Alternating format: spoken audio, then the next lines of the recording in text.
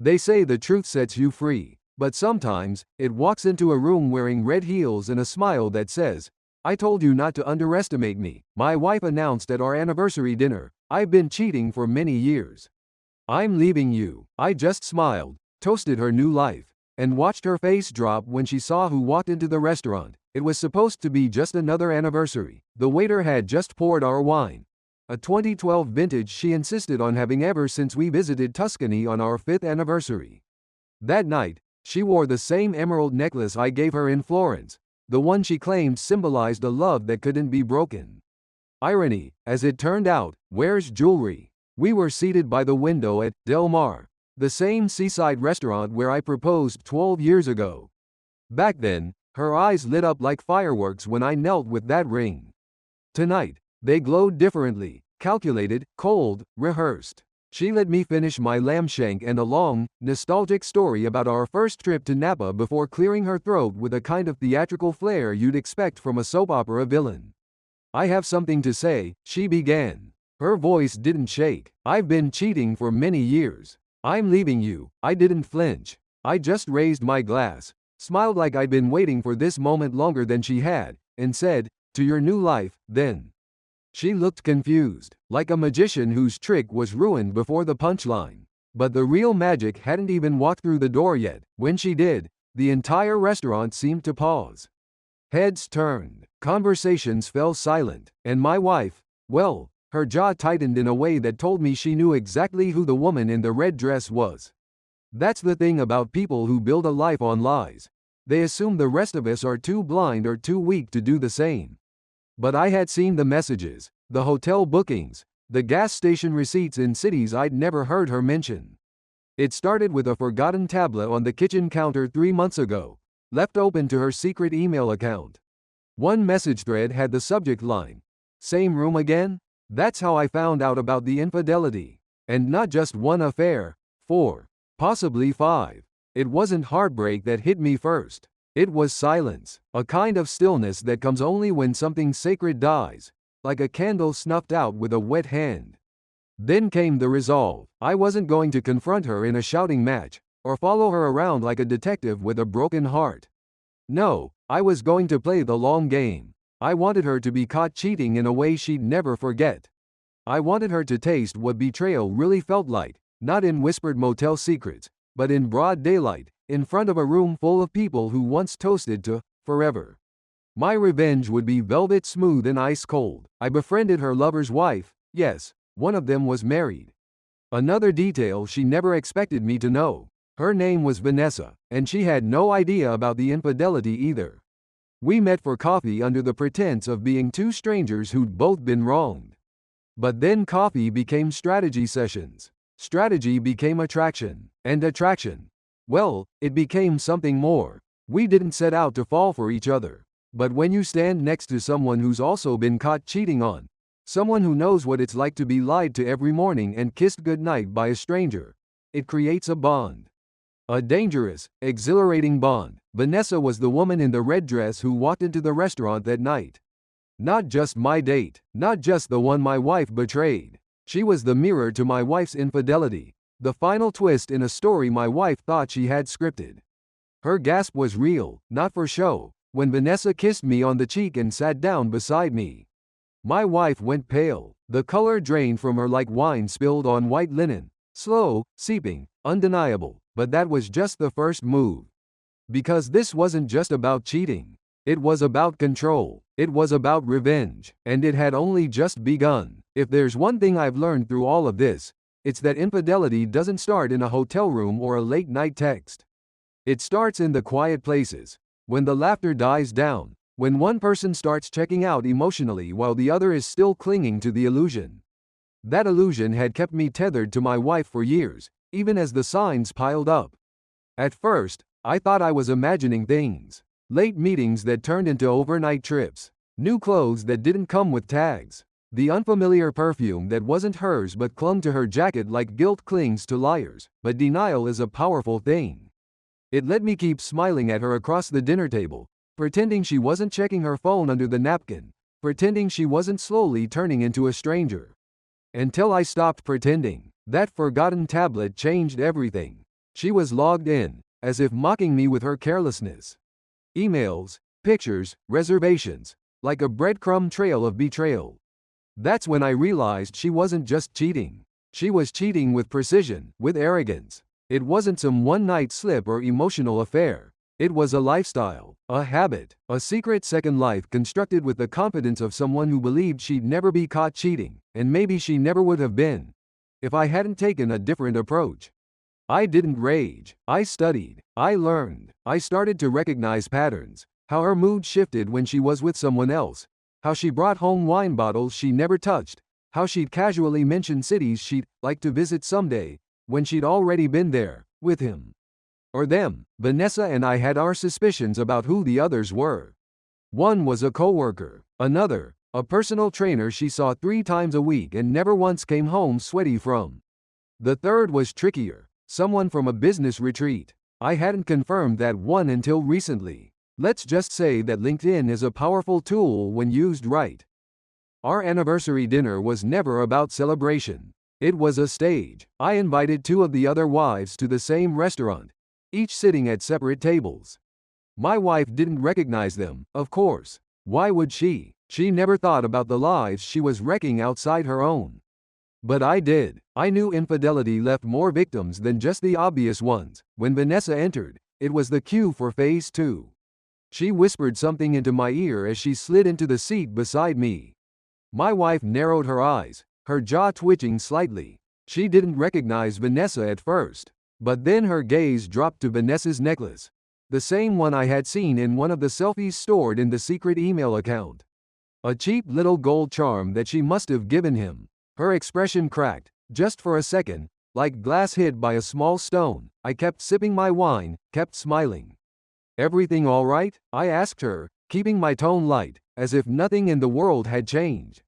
But everything had, because now she knew. She wasn't in control. She had been caught cheating not just by me, but by the world she thought would never collide with hers.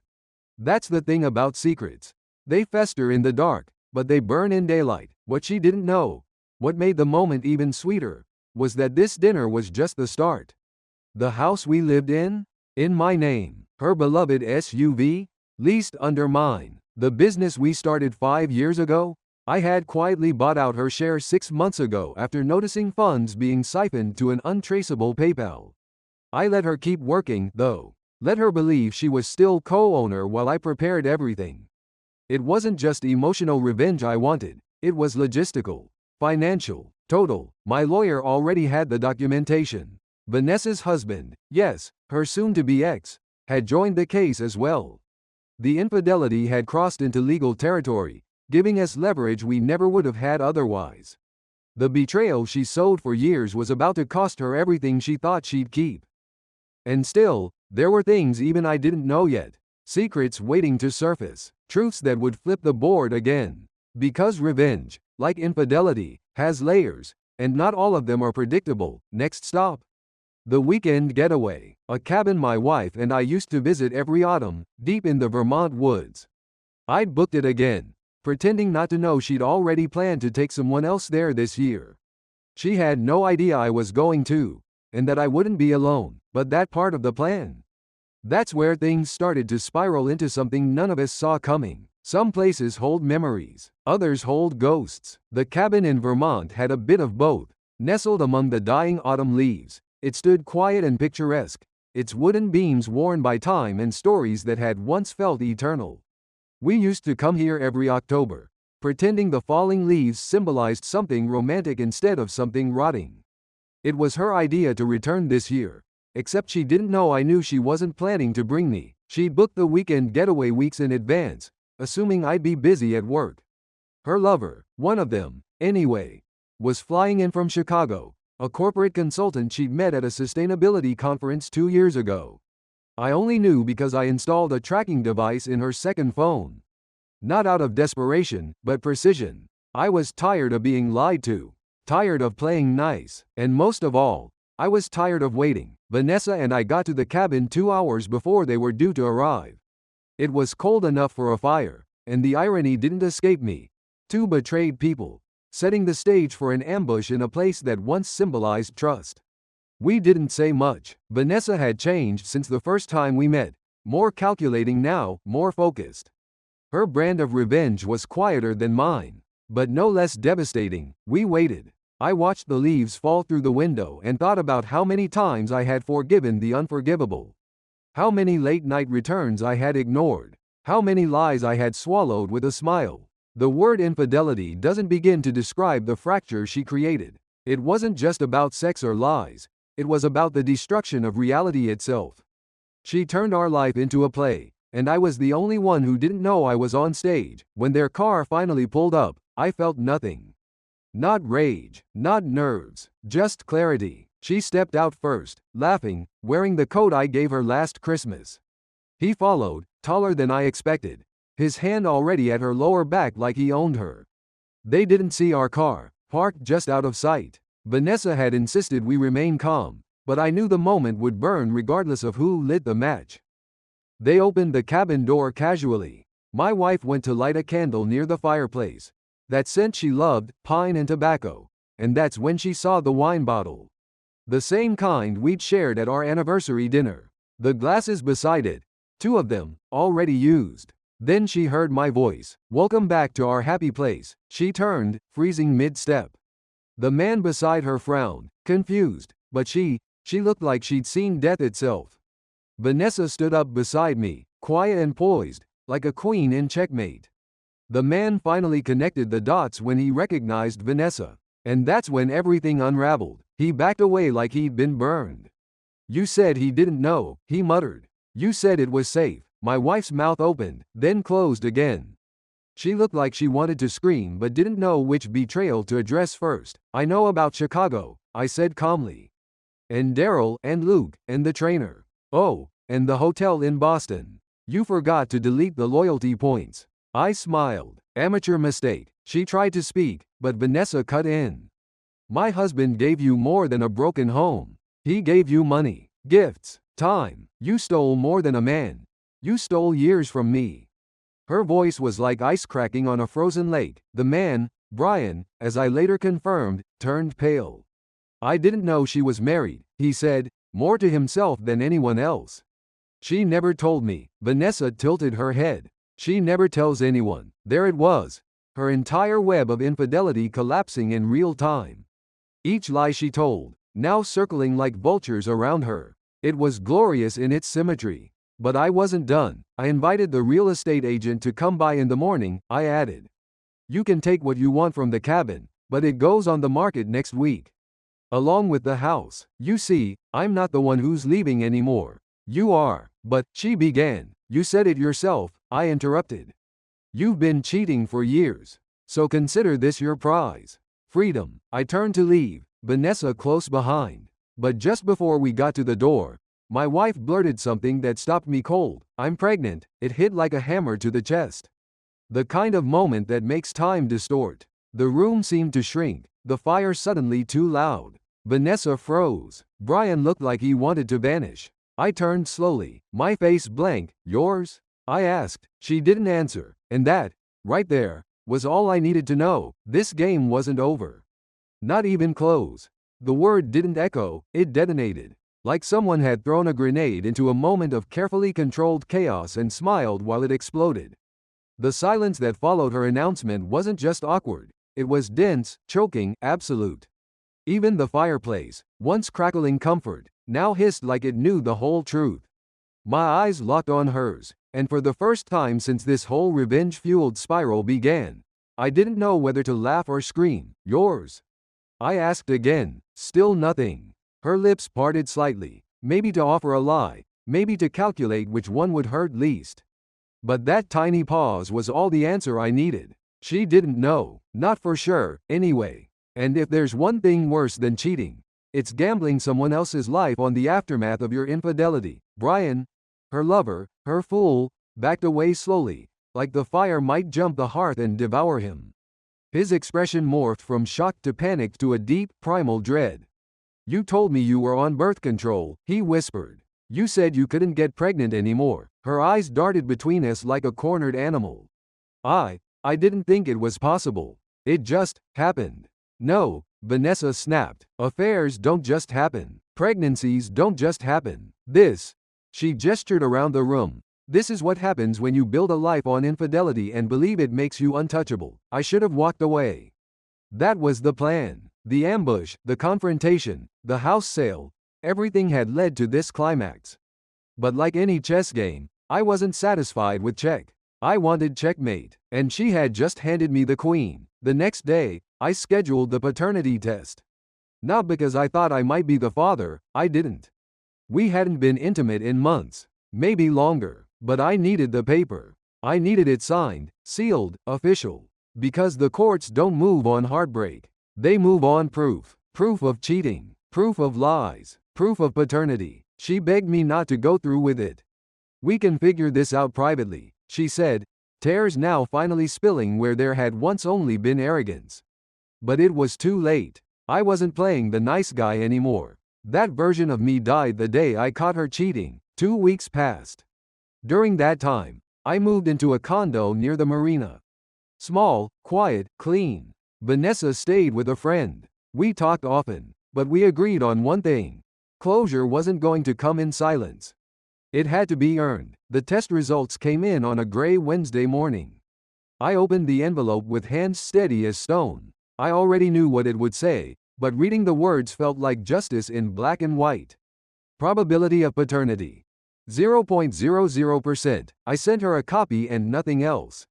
No message, no emotion, just the proof. I'd been cheated on, lied to, manipulated, and now, finally, liberated. The final nail in the coffin wasn't the betrayal. It was the confirmation that the life she tried to trap me into no longer had chains. But here's the twist. The father wasn't Brian either. That became clear 2 days later when he showed up at my condo, eyes wide, voice shaking. She told me she got rid of it, he said, pacing like a man haunted. Then she texted me last night, said it's mine and she needs money. I don't know what's real anymore. She's testing you, I replied calmly, trying to see who she can still manipulate.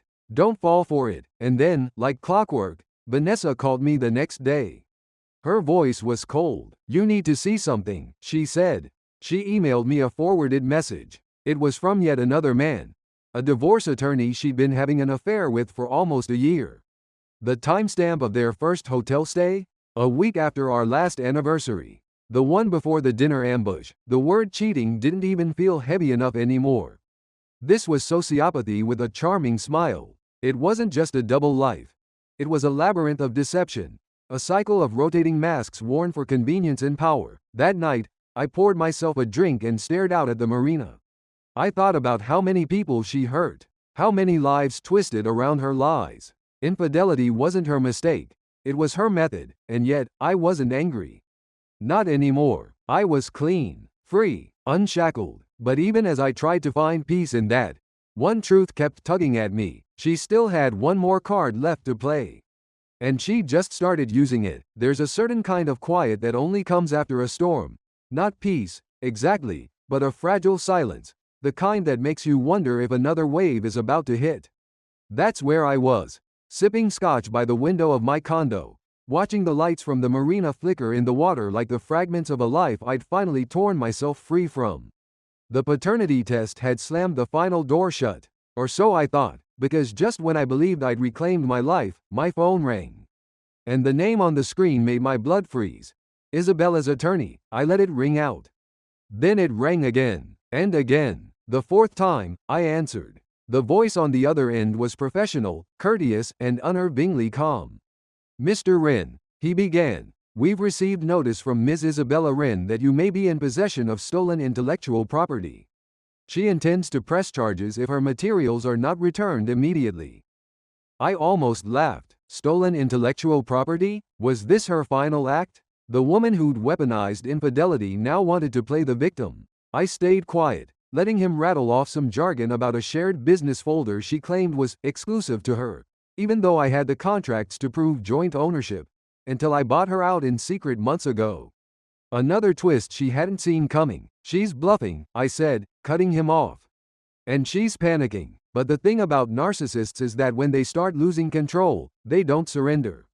They escalate. The next day, I got an unexpected visit from the company we had once built together, now solely under my name, had received an anonymous complaint: sexual misconduct, unethical conduct, revenge behavior.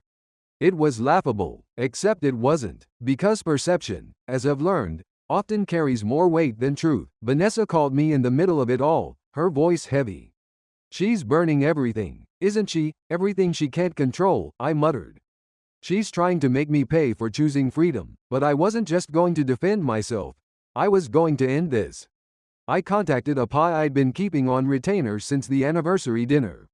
I gave him one instruction: expose her. All of it. The report that came back 3 weeks later was a mosaic of betrayal. Invoices paid by company funds to cover hotel stays with multiple partners.